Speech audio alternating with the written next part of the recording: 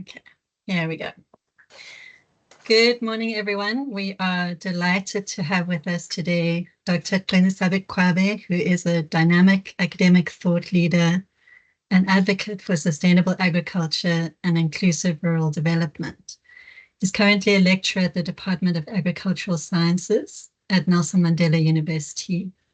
He holds a PhD in sustainable agriculture, which is complemented by postgraduate qualifications in organizational leadership, agricultural extension, and community development. His unique blend of expertise in agricultural extension, agroecology, plant production, and transformative leadership means that his work is focused on empowering communities, advancing food sovereignty, and elevating the role of underutilized indigenous crops in sustainable food systems.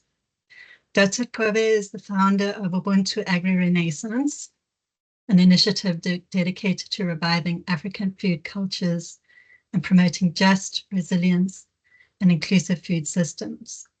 He also leads Next Gen Leadership and Ethical Development Solutions, a consultancy that supports leadership growth and institutional transformation in both the private and public sector. In addition to his academic and advocacy work, Dr. Kobe is the host of Beyond the Headlines with Dr. Q, a podcast where he engages thought leaders across disciplines on pressing issues related to leadership, social justice, and policy innovation. He's well recognized for his leadership on the global stage and was recently elected chairperson of Australian Africa University's Early Career Researchers Network Forum, reflecting his dedication to advancing equity and collaboration in research communities. From humble beginnings and overcoming early academic challenges, Dr. Kobe's remarkable journey has inspired many across South Africa and beyond. His story is a testament to resilience, purpose-driven education, and the transformative power of ethical leadership. Over to you, Prof. Well, thank you so much, Jamie, for introducing the interviewee, and thank you for joining us today. Thank you so much. Yeah, I mean, I had the privilege of meeting you, despite the fact that we both work at universities in the Eastern Cape and live in the Eastern Cape province of South Africa. We met for the first time in the Western Cape at an initial workshop establishing the agro-ecology knowledge network in South Africa under the leadership of Rachel Weinberg from UCT.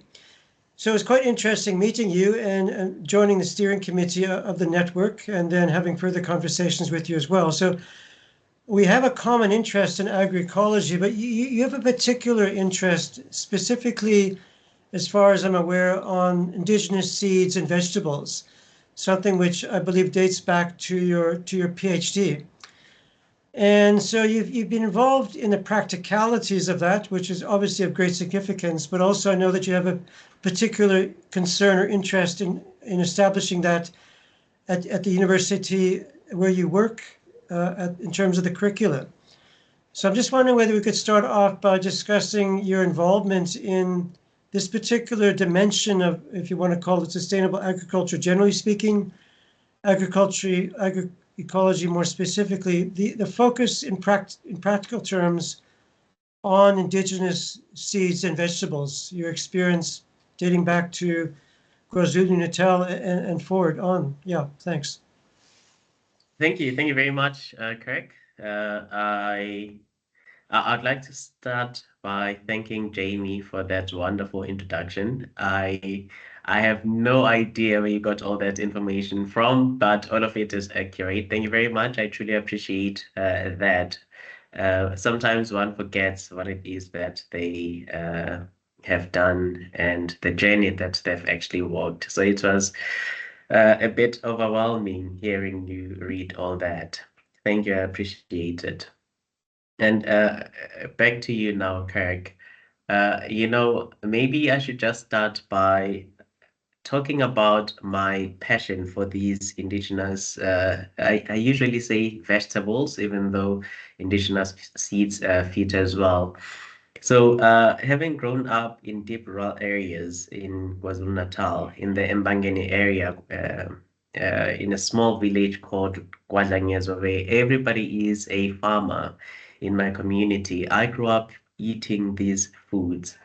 And when I moved to big cities, that is Durban and Pretoria respectively, I struggled quite a lot actually. So I moved there for my studies, only to find that the food that I was familiar with was inaccessible. And I remember I would call home and I would always ask them, please, if there's a taxi coming, can you ask them to bring, can you just give them a madum and then we'll pay them 50 rands for the transportation fee.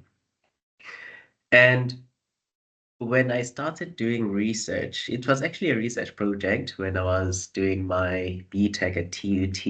I remember Prof. Vin van der Verbeek, who himself, by the way, uh, is a researcher that, in a way, focuses on indigenous leafy vegetables.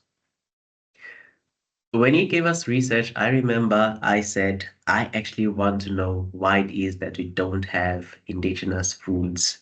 And why is it that it's so hard for me to get seeds to grow in my backyard in Pretoria at that time? And so I did that and I fell in love with it and I just went on with it to this day.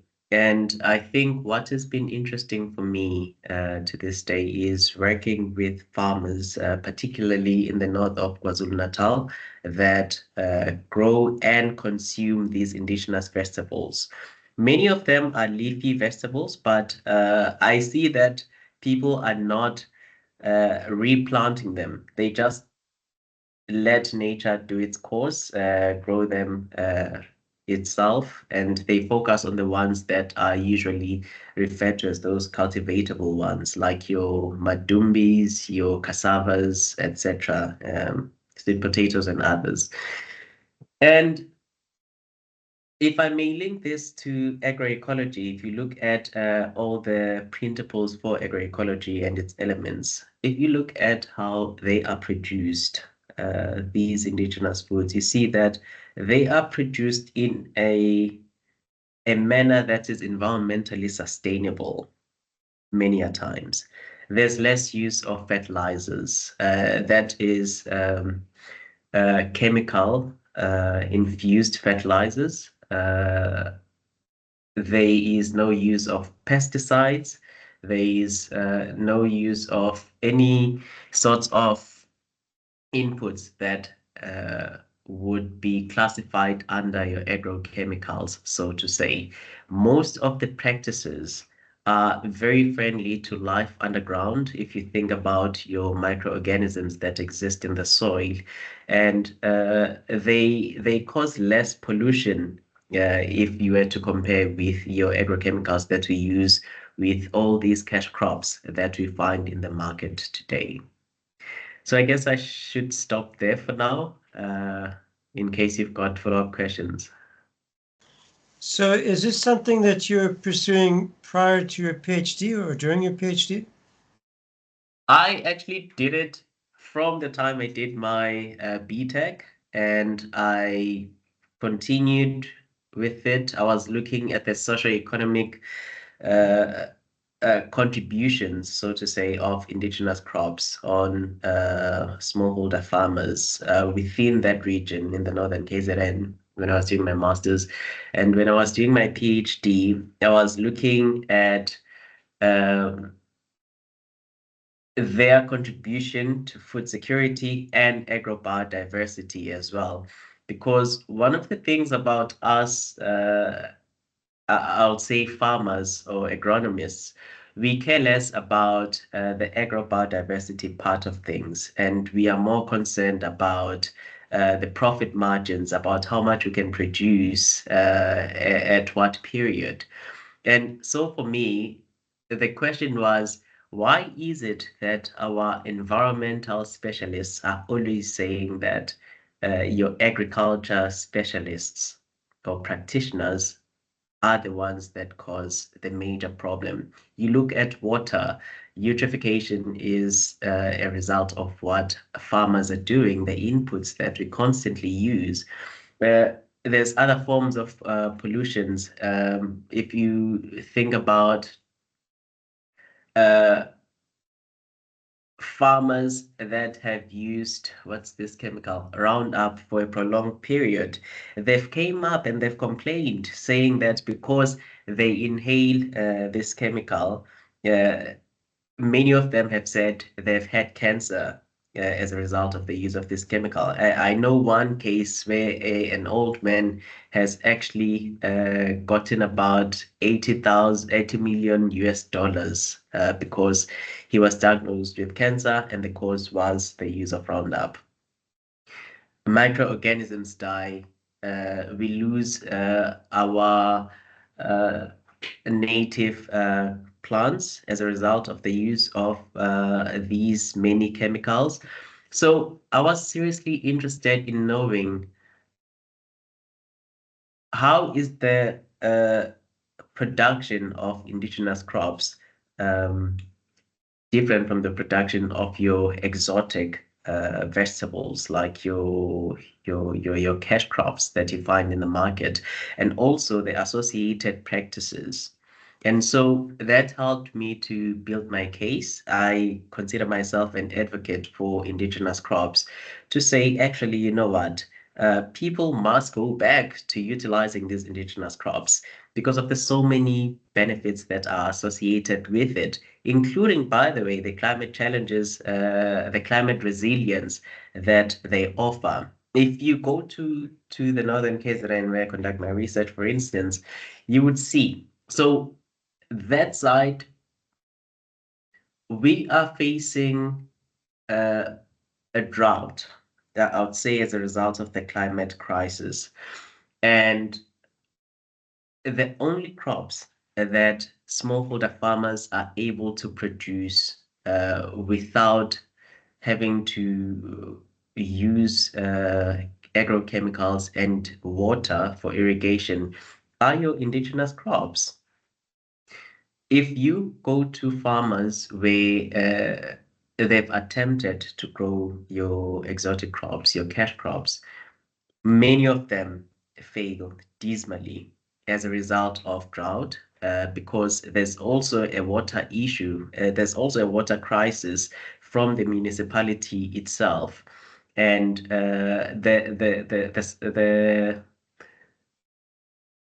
the exotic crops cannot grow to their full potential if they are deprived of water, unfortunately. But with the likes of madumbas, they grow absolutely well. Your sweet potatoes, which was indigenized a long time ago in South Africa, also performs very well. And so I think, Kirk, on your question, it would be a yes. In my PhD, I did focus on indigenous crops, but also even before that. And the earlier research that I conducted is the one that led me to keep on pursuing this subject and to marry it with the concept of sustainability. Okay, that's interesting. So you've had experience, I believe, in KwaZulu-Natal, as mentioned, perhaps the Free State as well, and of course the Eastern Cape. I'm just wondering, I mean, despite the many advantages of agroecology, indigenous crops, in terms of ecological sustainability and human livelihoods, the problem often is that these attempts at pursuing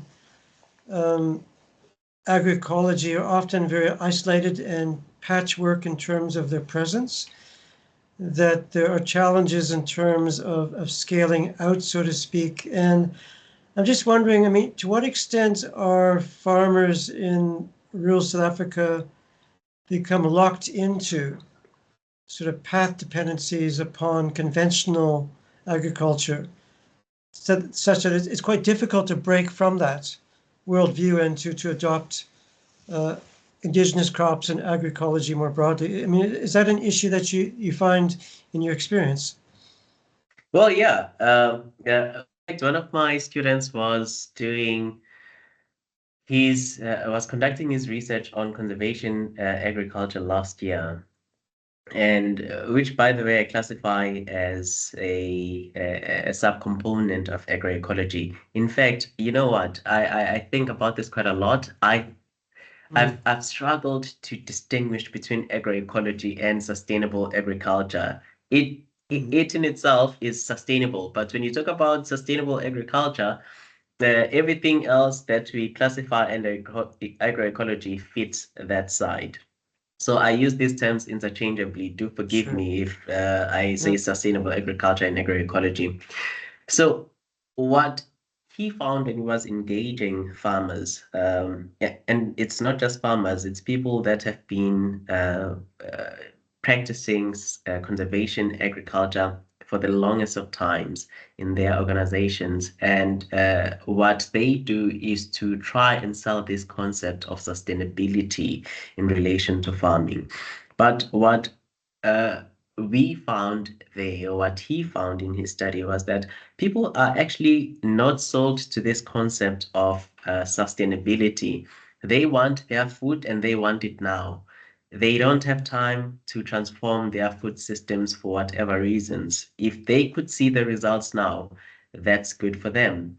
It is even worse with your commercial farmers because they will tell you, if we start transforming,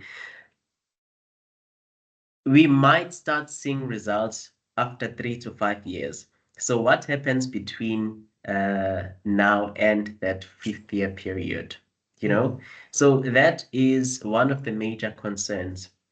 And so I sat down with them, and we're sitting here in my office, and I drew a quadrant, separated the window into four. And I said, don't you think that if farmers, and this is something we put to trial, you spoke about the work I do on campus as well. This is something we put to trial here. If you've got 4 blocks or 4 plots, you divide your plot into four, and you take one space, you try and transform it. You use your conservation agriculture practices there, and you continue with the others as you always do for a period of 3 years. Once you see that you are reaching those goals that you always aim for, and then you do the same with the other. And after another 3 years, you do with the others as well. You would have completely transformed the system. And he was said, yes, I think that is very much possible. But then we don't want to make unfounded claims. And that is what led us to actually starting to do that where we are practicing now. And what's interesting for me really is that there's no difference between before and the now, when we're using agrochemicals and now we are using your pure manure. I think the question would be how much of it would I need if I'm operating on a big farm, in a commercial farm, and how much would that cost for me as a farmer, because there's that as well. Sorry, I meander quite a lot, and I tend to forget what the initial question was. Please remind me what the initial question was. The issue sorry, no, thanks for that. Of scaling out, incorporating more and more farmers into a system of sustainable agriculture. Often it's very pocketed and isolated and patchwork. Let me go back to that. So, Okay. when I was in the Free State, I had a privilege of working with farmers, commercial farmers, like people that have huge hectares of land. You cannot tell those people anything, again, because of the reasons I've stated. Even in your small-scale farming communities, the ones that are so used to using agrochemicals will tell you that they are not going to change. I'll make an example with your sugarcane farmers. You can actually grow sugarcane in an environmentally sustainable manner, but because sugarcane is grass, and for grass to grow, you need nitrogen, and lots of nitrogen, might I add. Farmers tell you straight up, we are not going to apply anything there other than your urea because that is what gains us profit. So we are not going to change that because it would mean we are going to lose out. So we stand on what we know. We are not even going to be compensated or subsidized for using any other thing other than this urea. Any other alternative is expensive for us as farmers. I guess, come to think about it, it all boils down to the cost implications. If you tell people that they have to transform their way of doing things, to change their way of doing things, the question of finances come into play, and also the returns as well when they get maximized profits also comes into play. So people become reluctant in that regard because why must I shoot myself in the foot if there are other ways of producing? People honestly at this stage don't necessarily care much about the health of their soils. Yeah, they just want what is going to benefit them today. But I guess that is why we've got organizations like BioWatch. That is why we've got the Agroecology Network and other organizations that actually advocate for sustainable practices or agroecology driven practices, so that the future generations might benefit from this wonderful resource, which is land that people have access to today. No, thank you for that. I mean, as you're aware, it's not a specifically South African problem. Yeah, no. Short-term interests often outweigh even one's most cherished values, insofar as it means putting food on the table.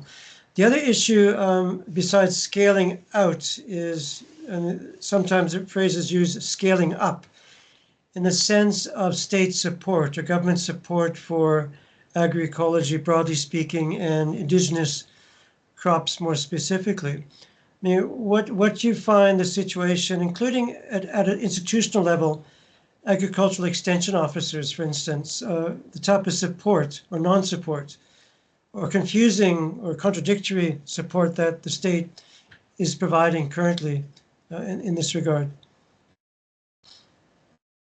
I'm not sure if I got the question there correct.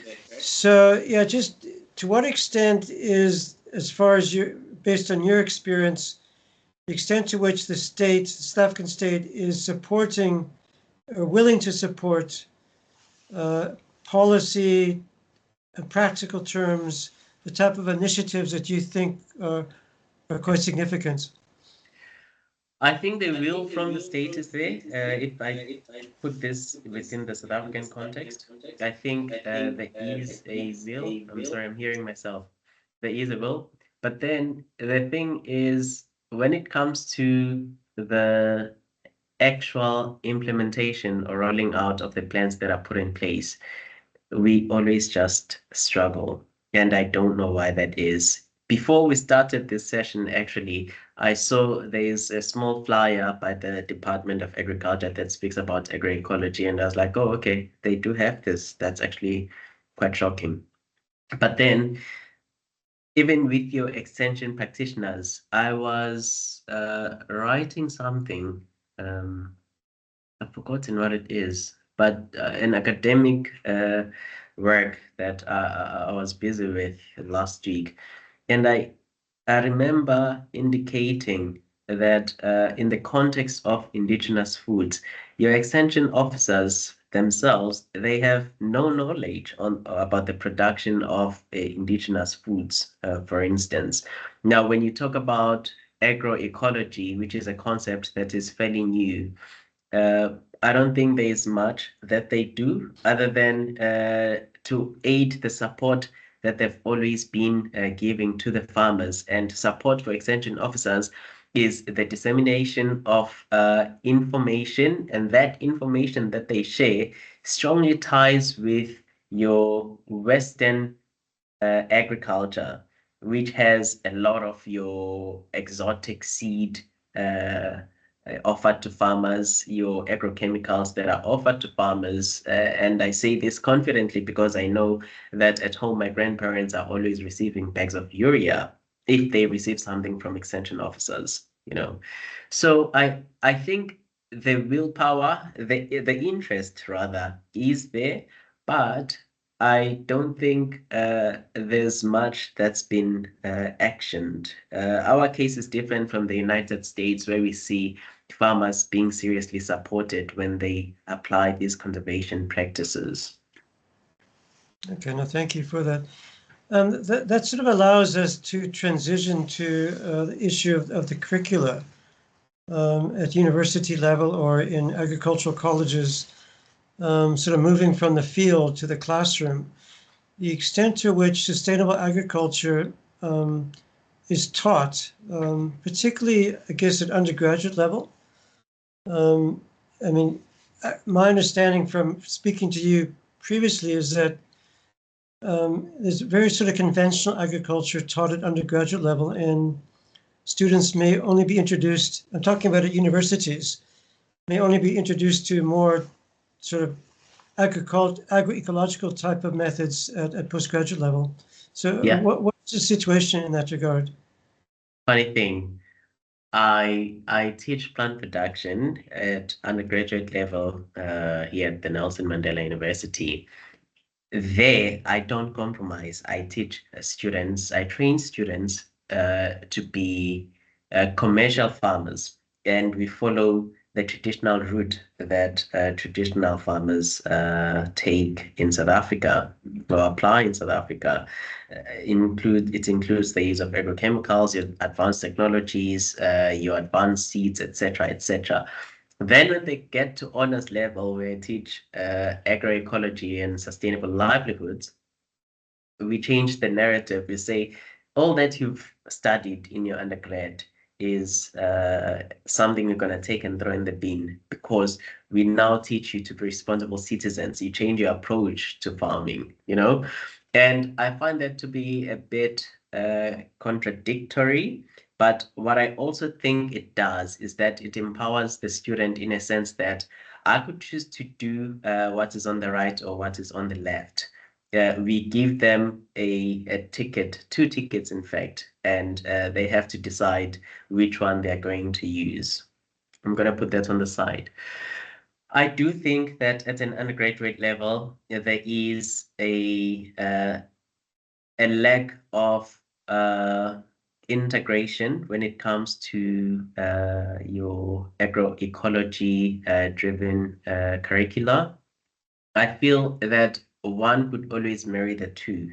So what I've done, for instance, here at Nelson Mandela University, and maybe before I come there, when I studied agriculture myself, I never, not even once, did I study about sustainable farming. Everything favored your industrial form of farming. What I did when I got to the Nelson Mandela University was actually I conduct this research. I must make it meaningful. So I consulted with the higher authorities actually here at the university, and I said, do you guys promote us integrating the research that we do in our teaching and learning? And they said, yes, that's how you transform the curriculum. And what I love about the university is that it is now big on indigenous knowledges, and this is part of IKS.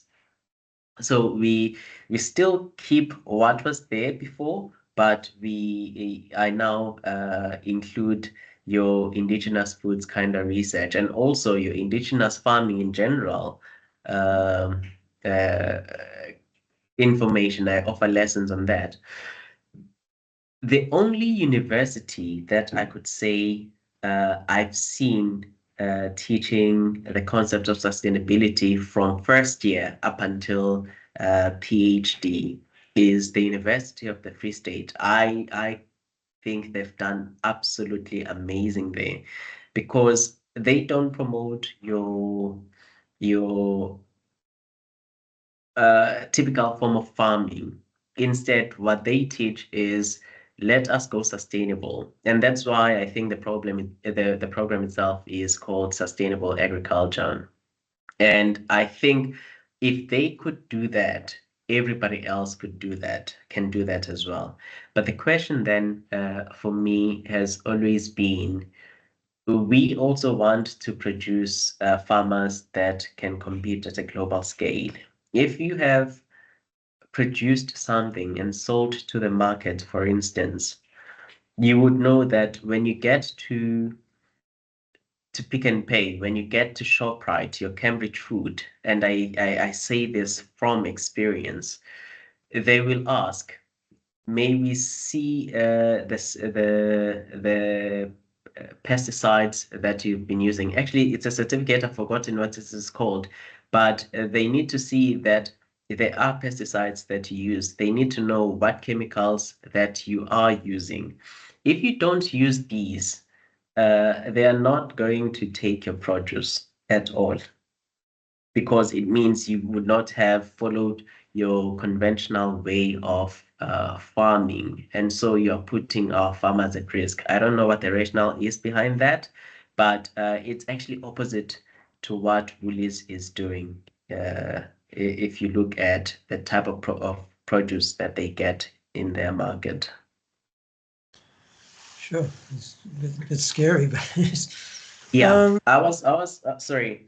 The Yeah. only time I won, actually, I produced sweet potatoes and madumbis still in the northern KZN, and there is this fruit and veg store that I used to supply in Pietermaritzburg. They didn't care. They were like, the more organic it is, the better it is for us. But I approached Spa, I approached Cambridge, I even had a meeting with the seniors at Cambridge, in fact, and they said, if you don't have these certificates, if you don't know what inputs you are using, we are not going to take this, because you can tell us that you are using organic material, but then that is not certified, so we can't take it, you know. And I think that's actually because that's how the market works. Everybody in the system must benefit, and it's mainly your mega players that have to benefit, unfortunately. Okay, well, thank you for that. So, do you know what is happening in terms of the curriculum at agricultural colleges in South Africa? No, not really. Okay. I do not know. Can I just as a follow-up? I mean, the agricultural extension officers, they receive their training from where? Would they've gone to university or not? Many of them come from our universities. You do get them trained in colleges as well. I can make an example with Sidara College. The University of KwaZulu-Natal partners with Sidara College, and their extension officers actually spent the entire 3 years of the BSc at Sidara College of Agriculture. So there is that relationship. But many of the extension officers that we have are from, I think, about 6 universities in the country. So they would get trained at, unless they go to the Free State, they get trained in conventional agriculture entirely. And the curriculum very much favors your industrialized agriculture. Yeah. Any thoughts as to why Free State sort of stands out as different? That's a very good question. Probably because the university is grounded in the land that is full of your industrial farmers that have caused so much damage, and then they now want to correct the wrongs that have been done by farmers. I'm not sure. I wish I could give you an answer to that, but I don't know. Bit of an unfair question. I'm just wondering whether Jamie or Joshua might have any questions you'd like to ask. Otherwise, I'd like to just sort of raise questions as to what you consider as being particularly significant moving forward. Jamie, Joshua, any questions? I think just a comment was the echoing. I think it's very interesting to look at other countries because Zimbabwe used to be quite ahead in terms of conservation agriculture. Zambia is doing very well. You have large-scale commercial farmers who are practicing conservation agriculture. And where I'm finding quite a lot of exciting and innovative stuff is on basically social learning platforms, digital platforms. I'm part of a communal rangelands group for the Mpancha communal herd in Zambia. And that has a variety of people from small holders all the way up to academics and commercial farmers. And people are just sharing, this worked for me, this didn't work for me. Does anyone know how to help me with this pest? And I think there's a lot of really innovative and exciting stuff that's happening there. And you'll find that a lot of those gaps would be how to bridge those gaps to market, how to be looking at what you're using, how to be getting open pollinated seeds, that kind of communal learning and communal farming in a way. We're doing this together. I'm not going to ever be possessive. I want to share my seeds with everyone, and everyone's going to share their seeds with me. I think that a lot of stuff is happening at the grassroots level, which is not yet taken up at a higher level, because I would say, and I would agree, that the government has yet to transform when it comes to agriculture. They are still teaching outdated Western value system, which always puts indigenous seeds as second best.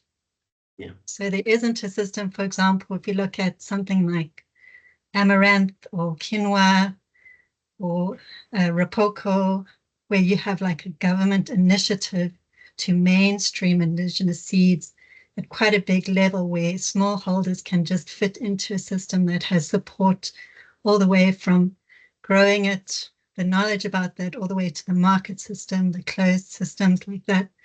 That support hasn't yet come.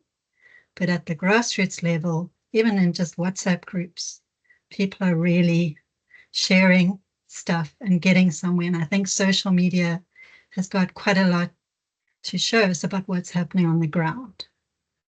So I think it's very exciting to think about. I've actually came across quite a number of pages that are advocating for a more sustainable way of farming. I actually have a couple of pages that I myself am following on Facebook, and accounts on Instagram. I always send videos to my own DMs, just so I can go back to them and have a look. I think, if I may, through you, Kirk, if I may respond on the government part and why it is that not much has been done on promoting this system of farming. You know, nobody said anything during the times of the Green Revolution. Our country, I'm not sure if you are based in South Africa, Jamie. Are you in South Africa? Okay. Our country has this thing of always saying that the reason why this is happening is because of what happened during the apartheid times. There were so much wrongs that were done, but when you think about the farming systems, nobody actually remembers what happened during the Green Revolution times. Nobody talks about that. Nobody talks about how our indigenous ways of doing things were disregarded, and the foods that people were eating were regarded as your weeds, as your unhealthy foods, and so they brought healthy alternatives in inverted commas. And again, you then ask yourself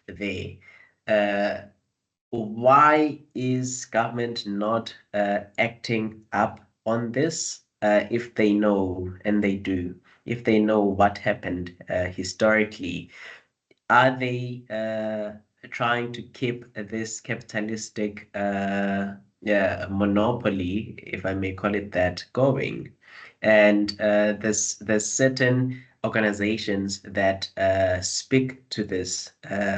Like I mentioned BioWatch earlier, they try by all means to encourage people to go back to the olden ways of doing things, but we don't see government really acting on that. So I guess that remains a mysterious question, Jamie. Sure, yeah. Thank you for that. Any final comments, something perhaps that you feel that we didn't raise that you think is quite important, or some particular work that you're doing which you'd like to tell us about before we ask Joshua to close? I see we are talking about farming. I'm gonna stay on curricula. We are talking about this in the context of colleges and universities. What I think for me is important is that we send it back, we take it back to the lower levels from as early as primary school as part of natural sciences, not as a form of, not agriculture generally as a form of corporal punishment, of some punishment, but as a skill that learners have to gain. Everybody needs to know how to nourish themselves. But how we are planting the farming idea to learners is incorrect, I believe, because in my many conversations with young people, they would tell you, I hate this, because even at school, we were told if we were punished, we had to do the garden, we had to do one, two, and three, even within their households. They would be punished by spending long hours in the food gardens or wherever they were practicing. And so I think that has to change. And linking it to the work that I'm currently doing, you'll be happy to learn that I am submitting this coming week a children's book that talks about farming. It is for grade 3 learners. It is written in English and is translated in isiZulu on the other side. So I think we need to try by all means to just take a step back, or maybe just take it a step further and move beyond higher institutions of learning and take it to the school level. Well, congratulations on the book. That really sounds fascinating. Okay, Joshua, would you like to close for us? Thank you. Yes, and thanks very much, Kik. And thanks, Qinisani, and congratulations on the book. Thanks, Jamie and Kik, for leading this very detailed and insightful conversation. Jamie and Kik co-hosted Africa Research Knowledge Hub and are based at Rhodes University in South Africa. And I'd want to thank Dr. Qinisani Mkoabe, who is a lecturer at Nelson Mandela University in South Africa as well, for his participation in this very important conversation. Thank you, Qinisani, and I believe our viewers and readers, particularly those interested in the intricacies of agroecology, will find this conversation educative. Thanks very much. Thank you. Thank you very much. Thanks, everyone. I appreciate the invite. Thanks. Thank you. Bye-bye. Bye. Thank you so much.